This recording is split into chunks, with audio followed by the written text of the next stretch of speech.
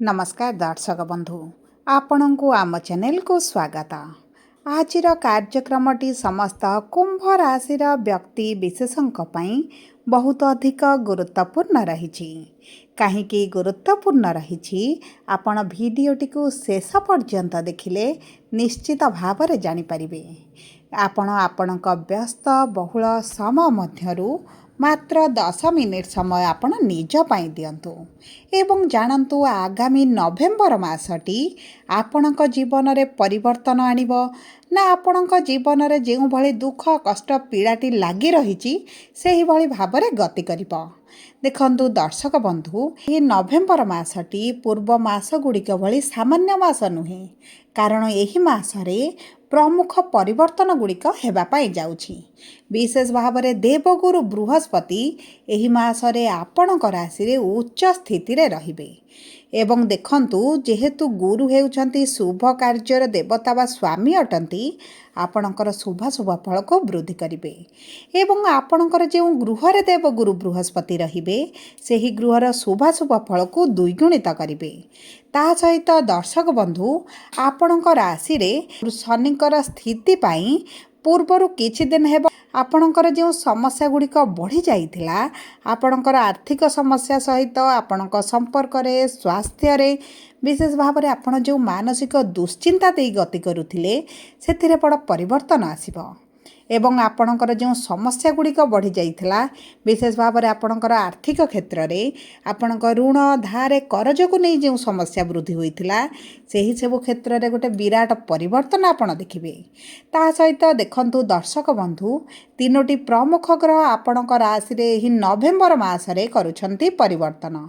16 नवेम्बर दिन सूर्य आसिबे बिछा राशि को बा आपणकर दशम गृह को, 26 नवेम्बर शुक्र आसिबे आपणकर दशम गृह को एवं 23 नवेम्बर बुध बक्री होई आपणक कर्मर गृह रु आपणकर भाग्यर गृह को गोचर करुछंती। तेणुकरी एही मासटी निश्चित भाव में आपणक जीवन में गोटे बड़ परिवर्तन आनिबो। किंतु की परिवर्तन आनिबो आपण भिडियोटी को शेष पर्यंत देखिले निश्चित भाव में जानीपारे। ता सहित दर्शक बंधु भिडियोर शेष भागरे आपण को किछु उपाय मध्य दिया जिवो जहाँ आपणकर शुभ फल को वृद्धि करिबो। किंतु भिडियोटी आरंभ करबा पूर्वरु जदि आपणकर कुंभ राशि होइथाए एवं आपण भी ईश्वर को आंतरिक भक्ति एवं विश्वास करती तेबे भिडियोटी को लाइक करंतु। कमेंट बॉक्स रे जय जगन्नाथ जय माँ लक्ष्मी अवश्य लिखि दियंतु। ता सहित आपण जदि आम सह जोगाजोग करिबा पई चाहुचंती भिडियोर मध्य भाग रे एक व्हाट्सएप नंबर टिए दिया जाइछि जो नंबर साहाय्य आपण आम सह जोगाजोग करी निजर नूतन कुंडली प्रस्तुत करि परिबे, कुंडली विश्लेषण कराई परिबे किंबा आपणकर चाकरी विवाह व्यवसाय प्रेम संपर्क शिक्षा स्वास्थ्य को नहीं किछि समस्या रहिछि ताहार सहजरे एवं स्वल्प मूल्य रे समाधान करि परिबे। सेथिपाई आपण आम सह भिडियोर शेष पर्यंत जोड़ी होई रुहंतु एवं व्हाट्सएप नंबर माध्यम रे आम सह जोगाजोग करंतु। एबे आसंतु कार्यक्रमटी को आगको बढ़ाइबा। किंतु सर्वप्रथम जानिबा आपणकर कर्मक्षेत्र बा आपणकर रोजगार किभଳି रहिबो। देखंतु आपणकर कर्मर गृह हेउछि दशम गृह एवं जो गृह रे बुध एवं मंगल विराजमान करिसंती एवं एही गृह रे बुध आपणकर 23 नवेम्बर बा मासर अंतिम दिन पर्यंत आपणकर एही दशम गृह रे विराजमान करिवे। ता सहित आपणकर सूर्य एवं शुक्र 16 नवेम्बर 26 नवेम्बर मध्य रे आपणकर दशम गृह को गोचर करुछंती। तेणु करी जो व्यक्ति मानकर सरकारी स्तर रे किछि कार्य फसिकी रहितिला सेमानकर एही मास मध्य रे निश्चित भाव में सेही कार्य गुड़िक समाधान होइजिबो। जदि आपणकर किछि कागज पत्र काम किछि पेंडिंग रहितिला आपण बहुत थर बारंबार दौड़िबा परे मध्ये आपणकर कार्य होई पारु नथिला सेही सब कार्य गुड़िक आपणकर एही नवेम्बर मास मध्य रे होइजिबो। ता सहित देखंतु जदि आपण सरकारी चाकरी करिसंती किंबा सरकारक संबंधित किछि कार्य करुछंती एही मासरे आपणकु बहुत अधिक शुभ फल प्राप्ति हेबो। आपणकर प्रमोशन होई पारे, आपणकर मन पसंदर स्थान को जदि ट्रांसफर चाहुचंती ताहा मध्य होई पारे किंबा आपणकर दरमा रे वृद्धि होई पारे किंबा आपणकर दीर्घ दिन हला दरमा प्राप्त होई पारु नथिला आपणकर दरमा गुड़िक पेंडिंग होई रहितला ତାହା ମଧ୍ୟ ଆପଣଙ୍କୁ ମିଳିଯିବାର ବହୁତ ଅଧିକ ସମ୍ଭାବନା ରହିଛି। ଏବଂ ଦେଖନ୍ତୁ, ଯଦି ଆପଣ ଗଭର୍ଣ୍ଣମେଣ୍ଟ ଚାକିରି ପାଇଁ ପରୀକ୍ଷା ଦେଉଛନ୍ତି, ଇଣ୍ଟରଭ୍ୟୁ ଦେଉଛନ୍ତି, ଏଣ୍ଟ୍ରାନ୍ସ ଦେଉଛନ୍ତି, ବାରମ୍ବାର ଆପଣ ବିଫଳତା ଦେଖୁଛନ୍ତି, ତେବେ ଆପଣଙ୍କ ପାଇଁ ବହୁତ ଭଲ ସମୟ ଆସୁଛି। କାରଣ ସୂର୍ଯ୍ୟ ଆପଣଙ୍କର କର୍ମର ଗୃହରେ ବିରାଜମାନ କରି ଆପଣଙ୍କର ସରକାରୀ ଚାକିରି ଯୋଗକୁ ବହୁତ ଅଧିକ ବଢ଼ାଉଛନ୍ତି। ତେଣୁକରି ଏହି ସମୟ ମଧ୍ୟରେ ଯଦି ଆପଣ କିଛି ପରୀକ୍ଷା ଦିଅନ୍ତି, ଇଣ୍ଟରଭ୍ୟୁ ଦିଅନ୍ତି, ତେବେ ମଧ୍ୟ ଆପଣଙ୍କୁ ଶୁଭ ଫଳ ପ୍ରାପ୍ତି ହେବ। ତା ସହିତ ଦେଖନ୍ତୁ, ମଙ୍ଗଳଙ୍କର ଦୃଷ୍ଟି ଆପଣଙ୍କ ପ୍ରଥମ ଗୃହରେ ରହୁଛି।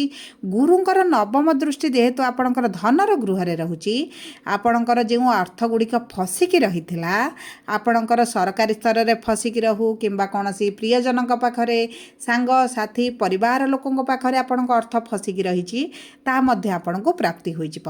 ଏବଂ ଯଦି ଆପଣ ନୂତନ ଚାକିରିର ସନ୍ଧାନରେ ଅଛନ୍ତି, ଆପଣ ଚାକିରି ପାଇଁ ଇଣ୍ଟରଭ୍ୟୁ ଦେଉଛନ୍ତି, ଏଣ୍ଟ୍ରାନ୍ସ ଦେଉଛନ୍ତି କିମ୍ବା ଆପଣ ଚାକିରି ଛାଡ଼ି ରହିଛନ୍ତି, ତେବେ ନୂତନ ଚାକିରିର ଆପଣଙ୍କୁ ବହୁତ ଭଲ ସୁଯୋଗ ପ୍ରାପ୍ତି ହେବ। ଯଦି ଆପଣ ନୂତନ ବ୍ୟବସାୟ କରିବା ପାଇଁ ଚାହୁଁଛନ୍ତି, ତାହା ମଧ୍ୟ ଆପଣଙ୍କ ପାଇଁ ବହୁତ ଭଲ ସମୟ ଆଣୁଛି, ବହୁତ ଭଲ ଯୋଗ ଆଣୁଛି। ଆପଣଙ୍କ ବ୍ୟବସାୟ ପାଇଁ ଆପଣଙ୍କୁ ଅର୍ଥ ମିଳୁନଥିଲା କିମ୍ବା ଆପଣ ଇନଭେଷ୍ଟର ଖୋଜୁଥିଲେ, କୌଣସି ନା କୌଣସି ସମସ୍ୟା ଆସୁଥିଲା, ଆପଣଙ୍କ ବ୍ୟବସାୟ ଆପଣ ଆରମ୍ଭ କରିପାରୁନଥିଲେ, ସେହି ସବୁ ସମସ୍ୟା ଗୁଡ଼ିକ ମଧ୍ୟ ଆପଣଙ୍କର ଦୂର ହୋଇଯିବ।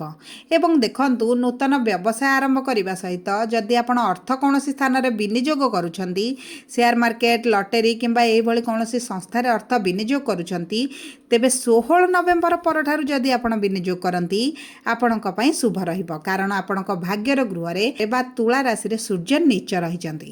ତେଣୁକରି 16 ନଭେମ୍ବର ପରେ ଆପଣଙ୍କର ଅର୍ଥ ଯଦି କୌଣସି ସ୍ଥାନରେ ଇନଭେଷ୍ଟ କରନ୍ତି, ଆପଣଙ୍କୁ ସେଥିରେ ଲାଭ ମିଳିବ। ଯଦି ଆପଣ ପୂର୍ବରୁ ଲସ୍ ଦେଖୁଥିଲେ, ତେବେ ଆପଣଙ୍କ ଅର୍ଥ ମଧ୍ୟ ଆପଣଙ୍କୁ ରିକଭରି ହୋଇଯିବ।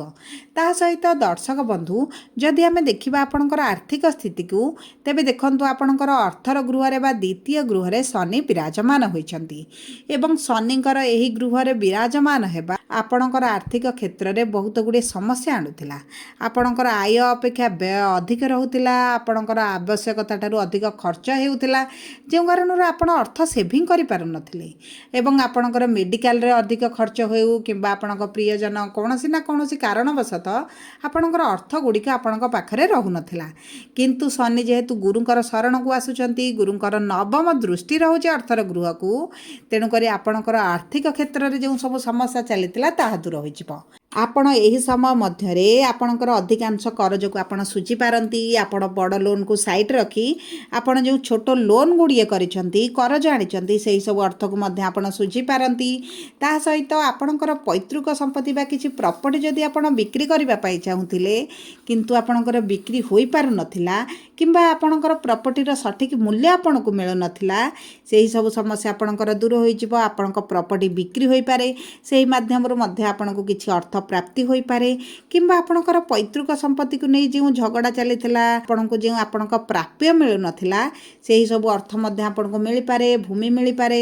ତା ସହିତ ଦେଖନ୍ତୁ, ଯଦି ଆପଣଙ୍କ କର୍ମକ୍ଷେତ୍ରରେ ଆପଣ କୌଣସି କାରଣବଶତଃ ପୋଲିସ କେସ୍ରେ, କୋର୍ଟ କଚେରୀ କେସ୍ରେ, କୌଣସି ନା କୌଣସି କାରଣବଶତଃ ଆପଣ ଏହିସବୁ କୋର୍ଟ ପୋଲିସ ଚକ୍କରରେ ଫସି ରହିଥିଲେ, ସେଥିରୁ ଆପଣ ମୁକୁଳିବାର ବହୁତ ଅଧିକ ସମ୍ଭାବନା ଅଛି। ସବୁ ପରେ ଦେଖନ୍ତୁ, ଆପଣଙ୍କର ରୋଜଗାର ପାଇଁ, ଆପଣଙ୍କ ଆର୍ଥିକ କ୍ଷେତ୍ର ପାଇଁ 16 ନଭେମ୍ବର ପରଠାରୁ ବହୁତ ଭଲ ସମୟ ଆସୁଛି। କିନ୍ତୁ 16 ନଭେମ୍ବର ପୂର୍ବରୁ ଆପଣ ଅର୍ଥ ଯଦି ଇନଭେଷ୍ଟ ନ କରନ୍ତି, ଆପଣଙ୍କ ପାଇଁ ଭଲ ରହିବ। କିମ୍ବା ଆପଣ ଯଦି ପ୍ରପର୍ଟି କିଛି କ୍ରୟ ନ କରନ୍ତି, ଆପଣଙ୍କ ପାଇଁ ଭଲ ରହିବ। ଯଦି ଆମେ ଦେଖିବା ଆପଣଙ୍କ ବୈବାହିକ ସମ୍ପର୍କକୁ, ଆପଣଙ୍କର ବିବାହର ଯୋଗକୁ, ତେବେ ଦେଖନ୍ତୁ, ଆପଣଙ୍କର ସପ୍ତମ ଗୃହରେ କେତୁ ବିରାଜମାନ ହୋଇଛନ୍ତି ଏବଂ ସେହି ଗୃହକୁ ରାହୁଙ୍କର ଦୃଷ୍ଟି ମଧ୍ୟ ରହୁଛି। ଦେଖନ୍ତୁ, ଆପଣଙ୍କ ବୈବାହିକ ସମ୍ପର୍କରେ ପୂର୍ବରୁ ଯେଉଁ ମନମାଳିନ ମତଭେଦ ରହିଥିଲା ଏବଂ ଆପଣଙ୍କ ସାଥୀ ଆପଣଙ୍କ ଠାରୁ ଦୂରରେ ରହୁଥିଲେ, ଆପଣଙ୍କ ପରିବାର ଲୋକଙ୍କ ହେଉ, ତୃତୀୟ ଲୋକଙ୍କ ହସ୍ତକ୍ଷେପ ପାଇଁ ହେଉ, ପତି ପତ୍ନୀଙ୍କ ମଧ୍ୟରେ ଯେଉଁ ଆପଣଙ୍କର ସାମଞ୍ଜସ୍ୟ ରହୁନଥିଲା, ବୁଝାମଣା ରହୁନଥିଲା, ସେହି ସବୁ ସମସ୍ୟା ଆପଣଙ୍କର ଦୂର ହୋଇଯିବ। ଆପଣଙ୍କ ସାଥୀ ଯଦି ଦୂରରେ ରହୁଥିଲେ, ଆପଣଙ୍କ ପାଖକୁ ଆସିପାରନ୍ତି କିମ୍ବା ଆପଣଙ୍କର ଯଦି ଡିଭୋର୍ସ ଭଳି ପରିସ୍ଥିତି ଉପୁଜିଥିଲା, ସେଥିରୁ ମଧ୍ୟ ଆପଣଙ୍କ ସମ୍ପର୍କ ଏକତ୍ର ହୋଇପାରେ। ଯେଉଁମାନେ ବିବାହ କରିବା ପାଇଁ ଚାହୁଁଥିଲେ, ବିବାହ ପାଇଁ ବହୁତ ଭଲ ଯୋଗ ବନୁଛି। ଏବଂ ଦେଖନ୍ତୁ, ଯେଉଁ ବ୍ୟକ୍ତିମାନେ ବିବାହରେ ସମସ୍ୟା ଦେଖୁଥିଲେ, ଦେଖୁଥିଲେ, ବାଧାବିଘ୍ନ ଦେଖୁଥିଲେ, ବିବାହ ଠିକ୍ ହୋଇପାରୁନଥିଲା, ସେମାନଙ୍କର ବିବାହ ମଧ୍ୟ ଠିକ୍ ହୋଇଯିବାର ବହୁତ ଅଧିକ ସମ୍ଭାବନା ରହିଛି। ଯଦି ଆମେ ଦେଖିବା ଆପଣଙ୍କ ପ୍ରେମ ସମ୍ପର୍କକୁ, ତେବେ ଆପଣଙ୍କ ପଞ୍ଚମ ଗୃହର ସ୍ୱାମୀ ହେଉଛନ୍ତି ବୁଧ, ଯିଏ ଆପଣଙ୍କର ଦଶମ ଗୃହରେ କେନ୍ଦ୍ରରେ ବିରାଜମାନ କରିଛନ୍ତି। କିନ୍ତୁ ବୁଧ ଆପଣଙ୍କର 23 ନଭେମ୍ବର ଦିନ ବକ୍ରି ହୋଇ ଭାଗ୍ୟର ଗୃହକୁ ଗୋଚର କରିବେ। ତେଣୁକରି ଆପଣଙ୍କ ସମ୍ପର୍କରେ ପୂର୍ବରୁ ଯଦି ଯାହା ବି ମନ ମାଳି ନଥିଲା, ଝଗଡ଼ା ଭଳି ପରିସ୍ଥିତି ଥିଲା, ସେଥିରେ ଆପଣ ନିଶ୍ଚିତ ଭାବରେ ପ୍ୟାଚଅପ୍ ଦେଖିବେ। ପୁନର୍ବାର କଥା ହୋଇପାରନ୍ତି, ପୁନର୍ବାର ସମ୍ପର୍କରେ ସୁଧାର ଆସିପାରେ ଏବଂ ଆପଣ ଯଦି ପ୍ରେମ ସମ୍ପର୍କକୁ ବିବାହରେ ପରିଣତ କରିବା ପାଇଁ ଚାହୁଁଛନ୍ତି, ତାହା ମଧ୍ୟ ଆପଣଙ୍କ ପାଇଁ ବହୁତ ଭଲ ରହିବ। ଏବଂ ଦେଖନ୍ତୁ, ଯେଉଁମାନେ ଶିକ୍ଷା କ୍ଷେତ୍ରରେ ସମସ୍ୟା ଦେଖୁଥିଲେ, ଆପଣଙ୍କ ପାଠରେ ମନ ଲାଗୁନଥିଲା, ଆପଣଙ୍କ ପାଠ କ୍ଷେତ୍ରରେ ଆପଣ ସମସ୍ୟା ଦେଖୁଥିଲେ, ମନେ ରହୁନଥିଲା, ପରିଶ୍ରମ ବଢ଼ି ଯାଇଥିଲା, ଆପଣଙ୍କର ଏହି ସବୁ ସମସ୍ୟା ଗୁଡ଼ିକ ଦୂର ହେବ। ଶିକ୍ଷା କ୍ଷେତ୍ରରେ ଆପଣଙ୍କୁ ବହୁତ ଅଧିକ ସଫଳତା ପ୍ରାପ୍ତି ହେବ। ଏବଂ ଦେଖନ୍ତୁ, ଯଦି ଆପଣଙ୍କର ସନ୍ତାନ ପ୍ରାପ୍ତିରେ ଆପଣ ବିଳମ୍ବ ଦେଖୁଥିଲେ, ଆପଣଙ୍କ ସନ୍ତାନ ସୁଖରୁ ବଞ୍ଚିତ ରହିଥିଲେ, ଦୀର୍ଘ ଦିନ ହେଲା ଚେଷ୍ଟା କରି ମଧ୍ୟ ପ୍ରାପ୍ତି ହେଉନଥିଲା, ତେବେ ମଧ୍ୟ ଆପଣଙ୍କୁ ସନ୍ତାନ ସୁଖ ପ୍ରାପ୍ତି ହେବ। ଯେଉଁମାନେ ଦ୍ୱିତୀୟ ସନ୍ତାନ ପାଇଁ ଚେଷ୍ଟା କରୁଛନ୍ତି, ସେମାନଙ୍କ ପାଇଁ ମଧ୍ୟ ବହୁତ ଭଲ ସମୟ ରହିଛି। ଏବଂ ଆପଣଙ୍କ ପ୍ରଥମ ସନ୍ତାନକୁ ନେଇ ଯଦି ଆପଣ ଚିନ୍ତିତ ଥିଲେ, ତାଙ୍କ ଶିକ୍ଷାକୁ ନେଇ, ବିବାହକୁ ନେଇ, କ୍ୟାରିୟରକୁ ନେଇ, ତେବେ ମଧ୍ୟ ଆପଣଙ୍କର ସେହି ସବୁ ଚିନ୍ତା ଦୂର ହୋଇଯିବ। ଏବଂ ଦର୍ଶକ ବନ୍ଧୁ, ଯଦି ଆମେ ଦେଖିବା ଆପଣଙ୍କର ସ୍ୱାସ୍ଥ୍ୟକୁ, ତେବେ ପ୍ରଥମ ଗୃହରେ ରାହୁ ବିରାଜମାନ ହୋଇଛନ୍ତି ଏବଂ ଆପଣଙ୍କର ମଙ୍ଗଳଙ୍କର ଦୃଷ୍ଟି ରାହୁଙ୍କ ଉପରେ ରହୁଛି, ଯେଉଁ କାରଣରୁ ଆପଣଙ୍କ ସ୍ୱାସ୍ଥ୍ୟରେ ବିଶେଷ ଭାବରେ ପୂର୍ବରୁ ଯଦି ଆପଣଙ୍କର ମୁଣ୍ଡ ବ୍ୟଥା, ମୁଣ୍ଡରେ ସମସ୍ୟା କିଛି ରହିଥିଲା, ତାହା ଟିକେ ବୃଦ୍ଧି ହୋଇପାରେ। ନଚେତ ଆପଣଙ୍କର କୌଣସି ବି ବିଶେଷ ସ୍ୱାସ୍ଥ୍ୟ ସମସ୍ୟା ଆପଣ ଦେଖିବେ ନାହିଁ। ଆପଣଙ୍କର ଥଣ୍ଡା ସମସ୍ୟା, ମୁଣ୍ଡ ବ୍ୟଥା, ଗ୍ୟାସ୍ ଭଳି ସମସ୍ୟା, ଏହିଭଳି ଋତୁକାଳୀନ ସମସ୍ୟା ଆପଣ କିଛିଟା ଦେଖିପାରନ୍ତି।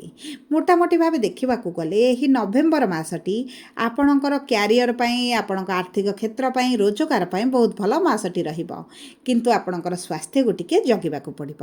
ସବୁ ପରେ ଅଶୁଭତ୍ୱକୁ ଦୂର କରିବା ପାଇଁ ଆପଣ ପ୍ରତିଦିନ ଶନିଙ୍କର ବୀଜ ମନ୍ତ୍ର 108 ଥର ପାଠ କରନ୍ତୁ, ହନୁମାନ ଚାଳିଶା ପାଠ କରନ୍ତୁ ଏବଂ ଅଧିକ ଶୁଭାଶୁଭ ଫଳ ପାଇଁ ଆପଣ ହନୁମାନଙ୍କ ପାଦରେ ଚମେଲି ତେଲର ଘର୍ଷଣ କରନ୍ତୁ।